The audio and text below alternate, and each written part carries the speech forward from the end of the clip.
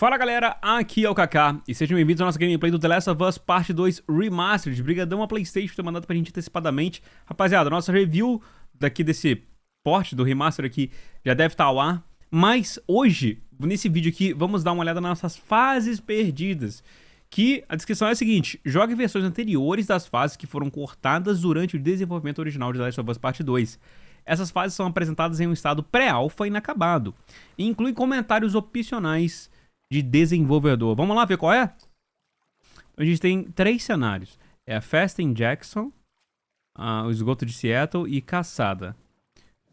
Ele vai na festa de Jackson. Essa fase é apresentada... Ah, tá. Esse aqui é só um aviso. O nível não contém diálogo falado, apenas falas temporárias mostradas com legendas. Vamos lá. Vamos deixar esses comentários dos desenvolvedores e o vídeo de introdução.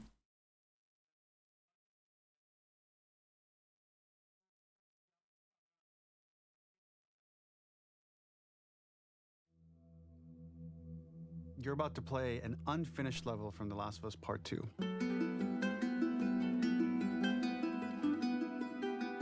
The reason we added this section is there are a few sequences, and we picked the 3 of the best ones, that we cut from the game. You know, often we build a game that's much bigger than what ends up being the final product. They were months away from being finished, but we wanted to give you an insight of what it's like when we built the game, because often we have this whole thing constructed and it doesn't have final art or audio or dialogue. And here you get to see the building blocks of what it's like when we first string a bunch of these levels together. This is the intro to the first deleted level, and this one is the roughest of the 3. We wanted to show more of how Jackson operates. So this is the festival where Ellie ultimately kisses Dina. This sequence would have come very late in the game as a flashback sequence while you're in the farm with Dina. Nossa. And we wanted to show what is the rest of Jackson doing, and wanted to put on the stick, make it interactive. So you could see when you're outside, there are all these almost like carnival games that you can play. You could mix drinks, you could play with these kids that are playing a sort of clicker Marco Polo, sit down and listen to conversations. And all the different interactions were first or second pass, very, very early passes. The building blocks are there, but nothing is final. And ultimately, while we were very excited by this sequence, it's pretty fun and lighthearted. It just slowed things too much as we're barreling towards the end of the flashback story. no final, faz sentido ter Again, cortado. reminder, rough, missing audio, missing animation, missing gameplay tweaks, missing dialogue, but pretty representative of what it would have been. So, enjoy. Vamos ver. Não, faz sentido, cara. Eu já acho, inclusive, que no epílogo, naquela parte que... Que porra é essa que tá rolando comigo? Enche na cara. Eu já acho que a parte final, ela dá um slow pace de bom, assim, né? Imagina se tivesse essa parte aqui ainda. Tudo bem, vamos lá. O comentário do desenvolvedor aqui. Originally, this level was going to transition us to farm. We would go all the way through to the dance, where Ellie and Dina share their first kiss. Then we would play through farm, and when Ellie plays the guitar at night, she would remember the Seth incident. So, the opening for this was a little tricky. We needed it to match at least a little what you might expect emotionally coming from prior beats, because we were already purposefully disorienting you in time and space. Remember, you just came from this huge fight. To jump straight into it would have been a little too jarring. After some back and forth, we rooted it in Ellie's nerves, calling back to her hands shaking in the theater. But this time, for a much more innocuous reason we'll find out later. She's nervous because she has a crush on Dina, who is the only reason why she's here at the dance. Eu ainda acho que, tipo assim, também por ser um flashback também, eu acho que... Something we really wanted to do was Vamos ver highlight the way their o que lives eles had fazer. turned upside down since she went down this path. We had this idea of recontextualizing all of our usual gameplay mechanics that were designed for really violent ends. The workbench, door bashes, throwable weapons, and even the infected, which is my personal favorite.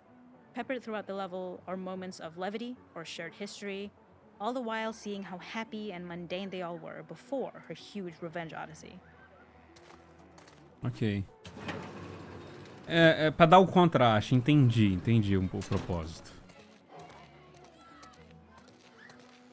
Tem vários pontos aqui, hein? It is not a festival without one of these throwing games. This one, of course, uses our throwable system where you're often chucking explosive things or stunning things.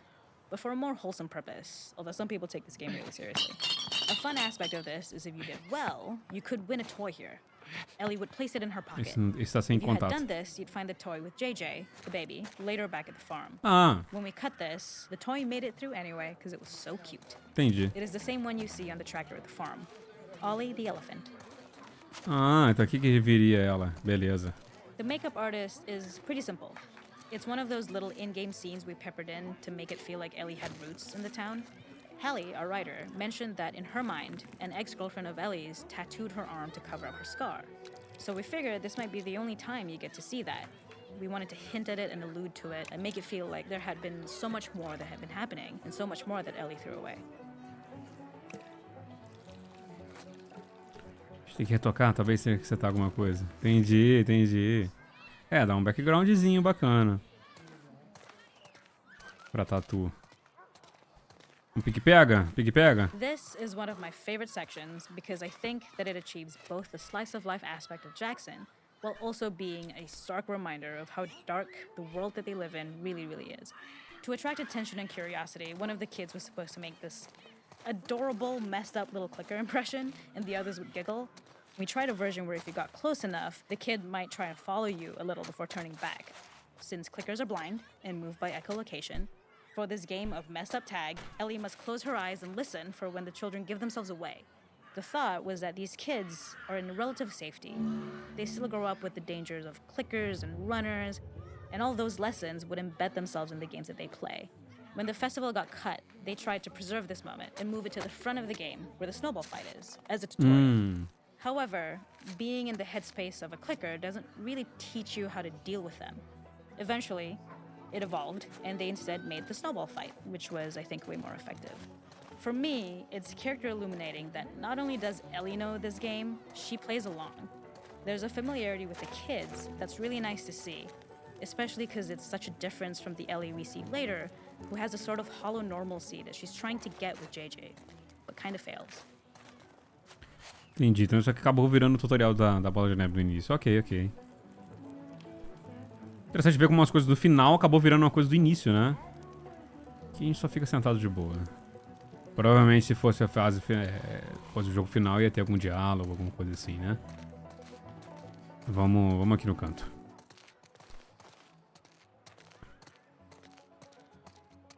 There's a hidden spot at the back that was just a bit of fun. It was highlighting Jackson's normalcy with something we would find in a real world.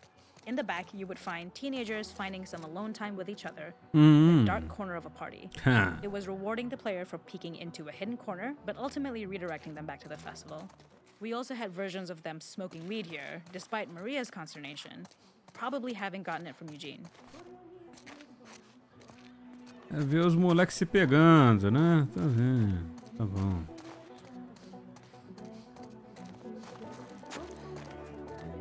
E aí?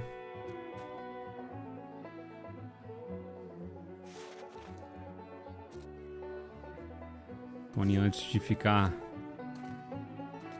boladão das ideias. E é isso. Percy Jackson. Legal, interessante. Uma curiosidade bacana. Vamos ver agora do esgoto.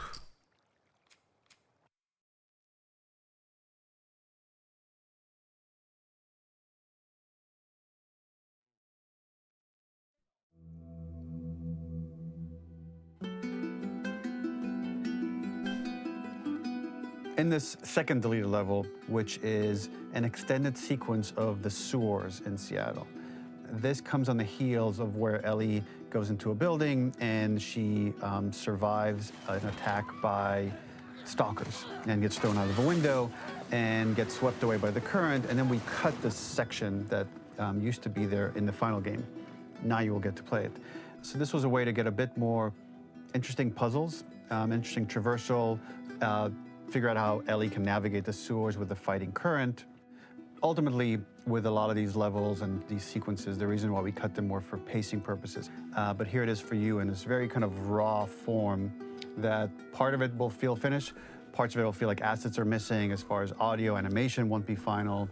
But it's a glimpse into what a game looks like when it's months away from finishing.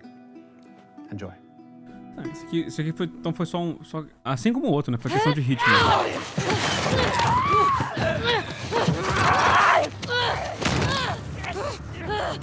Sai de cima de mim!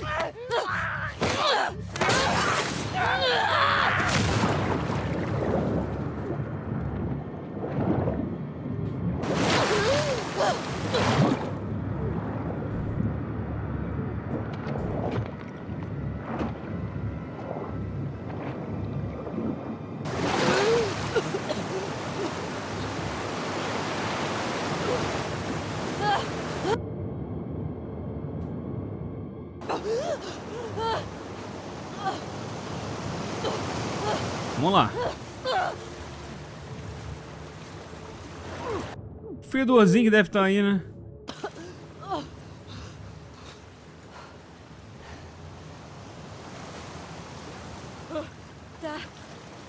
Tá.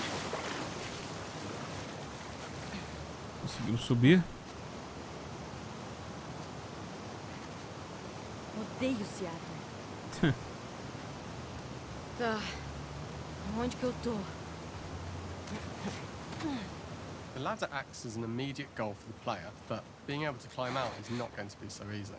To keep levels interesting and engaging, we alternate between positive and negative values the player experiences. Não dá pra subir. Here, it's a Sacanagem positive to comigo. have found a ladder, but then a negative to discover it's not the solution. Tá. But then another positive Tá. to identify the next short-term Tem goal que ter of the outra doorway. saída. By alternating between these opposing values, we give players what they expect, but not how they expect it.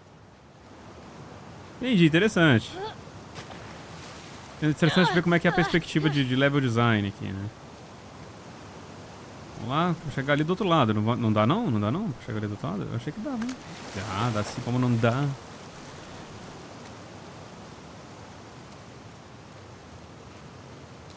This level, internally known as Fine Nora, was quite long in duration as we had to make Ellie traverse a far distance to the opposite side of downtown Seattle.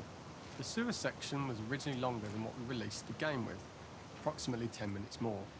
This was one of the few areas of the game that used water flow as part of the traversal puzzle. The players could go upstream to use the current to get to the platform to reach the other side. We mostly cut this mechanic game wide, however it remained in essence in the section swimming to the aquarium as Ellie when you were avoiding the waves.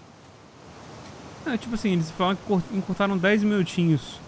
Interessante ver, né? Porque realmente isso aqui, igual falou, não tinha outra parte assim, como você usava essa mecânica aqui de... When Pois é. players reach the doorway and enter into the room, they're faced with a dead end. The real reason for this dead end room is that on the reversal, when exiting back out of the doorway, players are faced with the route onwards. A pipe that they'd not been able to see when they were swept past it on the way in, and something that was hidden from view when on the side platforms. Entendi. The intention here being that the only option is to go off the standard path in order to search for a way out. Cara, definitivamente, eu não tinha visto isso aqui. Na hora que eu tava vindo pra cá assim... Não parecia que era um caminho, de fato. Pô, até que o level design era bem construído aqui, cara. Você veio aqui, recompensou o jogador com recurso. E mostra o caminho. Ah, me tira desse lugar, caralho. Ah, Throughout the rest of the level, we also used light to indicate to the player that they were heading in the right direction. At each turn, however, we blocked the direct route forward. Players would know that they just have to keep finding alternative paths, promoting those feelings of being desperate and trapped. We slowly introduced the player to consider climbing into smaller pipes and crouching in these tight Subindo e spaces. saindo. This is to É slowly só build continuar up to subindo e and sair. encourage the player to climb into such a small pipe that they'd have to be crawling on their stomach, which is something that the player previously may not have recognised as a playable space, let alone the desired route they need to take. We added a tiny space just to reward the player's exploration with a pickup item, and we made sure it was something that made sense that you'd find in this area. A canister and all the garbage that had been washed into the sewers from the surface. We loved the idea of making Ellie prone through a tiny dirty pipe in order to get out, porra. as it was a great opportunity to use our prone mechanic. The unique camera Não setup was perde a created to cabeça, Ellie. support crawling in these pipes, as the standard prone camera is much higher above the player. We also created custom collision in order for Ellie to maneuver in these tight spaces easily. Initially, the oblong collision capsule around her character caused issues crawling around corners. We put extra effort into the custom corner collision, so the movement experience is as smooth as the main game. Cara, olha só, eles criaram um negócio de colisão só pra essa parte foi cortada, mano. In order for the player to feel cramped, claustrophobic and desperate, we'd been enforcing the traversal mechanics that allow for a tight environment which promote these feelings. We introduced the use of the squeeze through so that we can keep the player feeling enclosed Que and se tight, foda, but without universo. repeating the same geometry. Here we change from low ceilings with wider walls to high ceilings and tight walls to change up the spatial pacing and keep the level from repeating itself. Aqui é um lugar bem merda pra morrer. Imaginando, às vezes, uma parte ou outra devia ter algum bicho, né? Que eles estavam planejando botar, alguma coisa assim, né? Apesar dele não ter falado ainda. Originally, we had the waterline much higher here, so players had to swim through this tight tunnel. However, from watching user test feedback, it was occasionally causing people to discount the route entirely and turn back on themselves. Ah, So to avoid any risk of this happening in the final game, we present a lower water level so the tunnel is easy to see and commit to using. Although this isn't as impactful without the prone swim, it's the better decision as it means a smoother experience for the player with no backtracking frustration. As we surface from the water and over the crest of the slope, we reveal what is further in this tunnel. A clicker merda. that sprouted and the fungus has grown on the sides of the pipe. It was great to see people who user tested this area becoming increasingly worried as we forced the player to squeeze past the fungus and inches away from the clicker's face, all the time not being sure whether the clicker might be alive or attack them. é, que tá ali, Although né? we aren't as cruel as to force a clicker attack in such close proximity, we do have a payoff for this moment. This clicker momentarily turned into Joel to show Ellie's PTSD from what happened to Joel at the start of the game. Ultimately, we decided to save this moment for the farm level, as it was more impactful there because it could become the centrepiece of that experience. Whereas in the sewers, we weren't able to make it as much of a narrative point and give it the breathing room and reaction time that it deserves, given the tight space. Não, justo. Mas será que não. Será que não ficaria legal se tivessem mais passagens dessa com o Joe aparecendo pra ela? Acho que ia ser legal se tivessem algumas passagens. Eu entendo que lá na frente seria narrativamente melhor, né? Se fosse escolher uma só.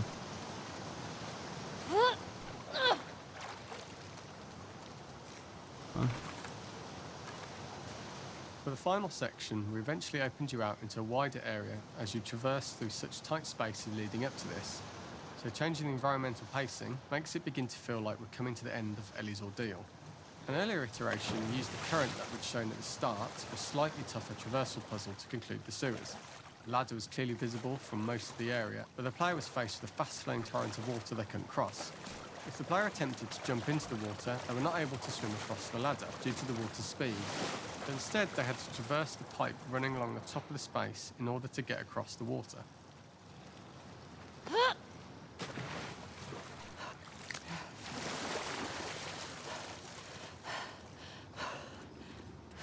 Aqui não tem nada. Pô, ele falou do cano, né? E ali não dá pra subir, né?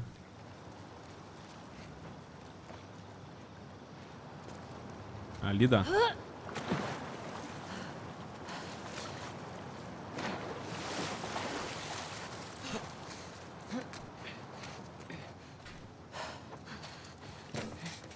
Ah, só os baratão. Using this pipe was retained in the iteration we shipped with, as it's the last of the extreme methods Ellie has to undergo in order to escape the sewers, and what she will go through in her pursuit of revenge.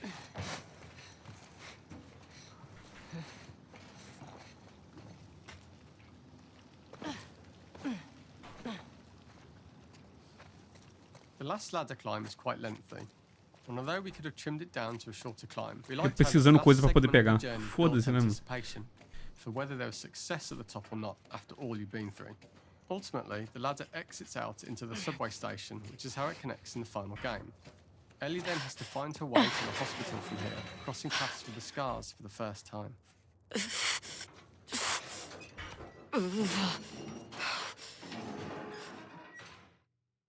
Faltou um, hein? Eu pulei um. Uma anotação. Mas tá bom. Essa aqui é a caçada. Ele segue um rastro de sangue até o armazém abandonado. Vamos lá.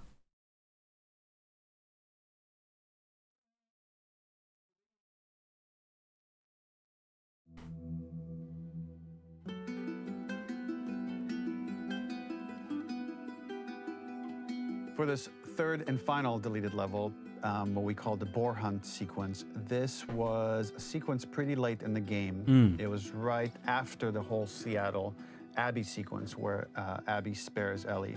and then we wanted to come back into Ellie's story, but keep it a bit mysterious of how much time has passed, where is Ellie now?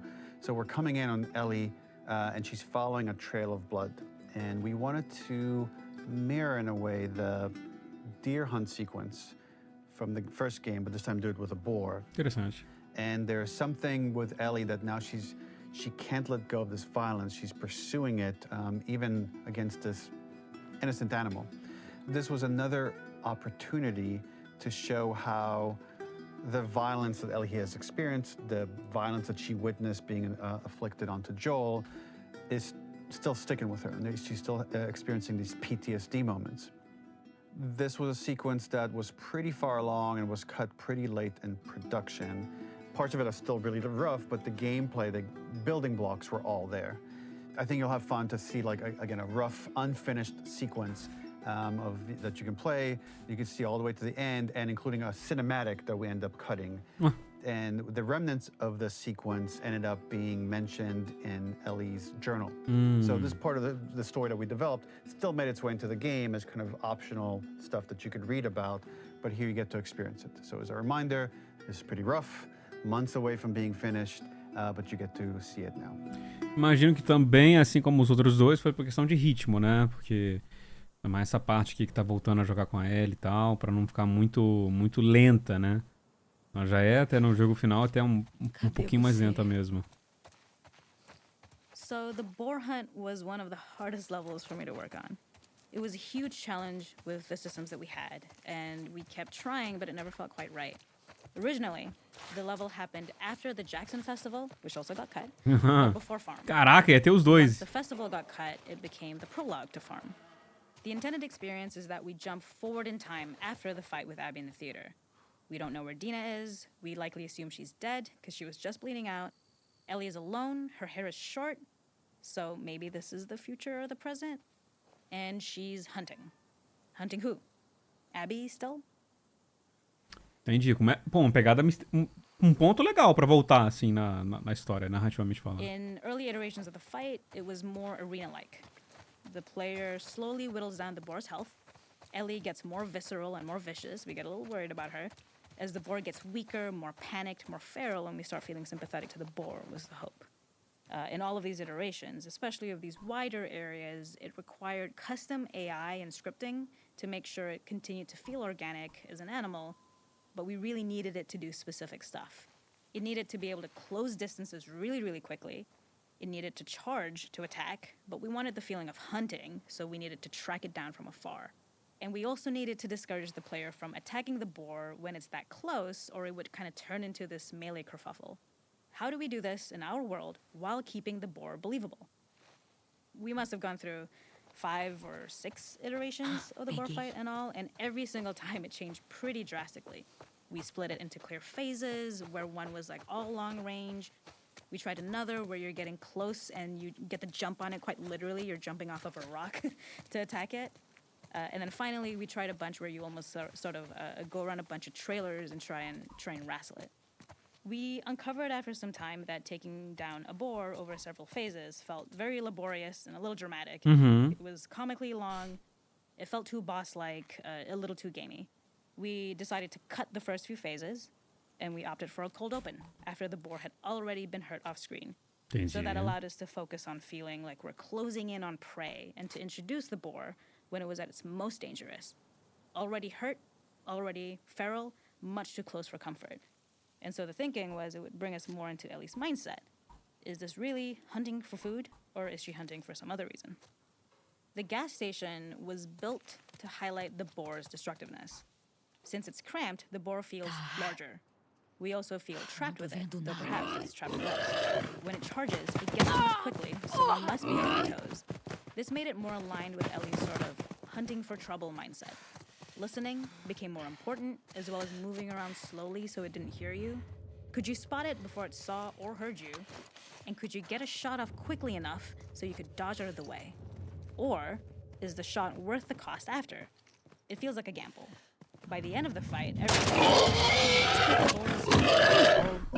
through the back, finally in that. Cacete.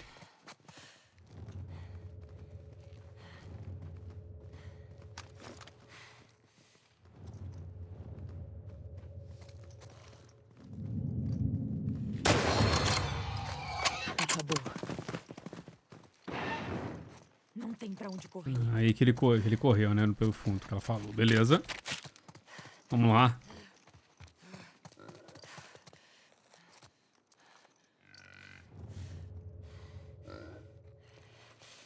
Tem mais um áudio ali. The boar kill was supposed to be anything but glorious, with the boar whimpering at the back. Ah, cortou o áudio dela.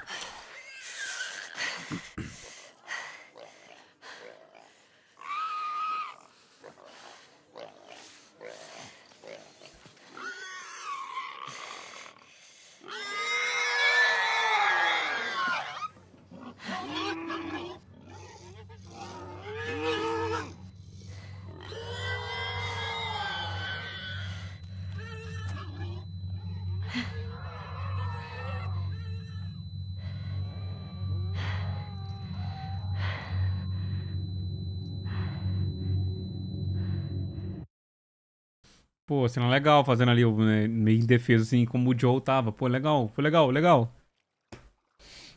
Bacana. Eu imagino que... todas essas foram por questão de ritmo, né, que não foram colocadas. Mas ainda assim eu achei passagens bem interessantes. E... Pô, falando assim, quando ela narrou a narrativa aqui da caçada, principalmente, eu achei bem legal esse... voltar, assim, com esse rastro de sangue, fazer essa... Pouquinho ela tá seguindo e tal, você vê que é só um javali, mas aí você faz esse jogo ali com o Joel também, eu achei bacana. Mas me diz aí, rapaziada, essas foram aqui as fases perdidas, né? Essas 3 fases perdidas que a gente tem aqui do The Last of Us Part 2 Remastered. Alguma delas você acharia que poderia ter ido pro jogo final? Ou realmente você acha que o ritmo já tava meio pesado demais e foi uma boa ideia ter cortado, não fez tanta diferença? Fazer algumas coisas igual eles fizeram, né? Botar algumas coisas da festa de Jackson pro início, botar aqui a caçada como se fosse uma anotação. Diz aí abaixo nos comentários o que vocês acharam. Curte o vídeo, deixa aquele crítica no like, se inscreve no canal e segue nas nossas redes sociais. Eu ficando por aqui, valeu, um abraço. Até mais, galera. Fui!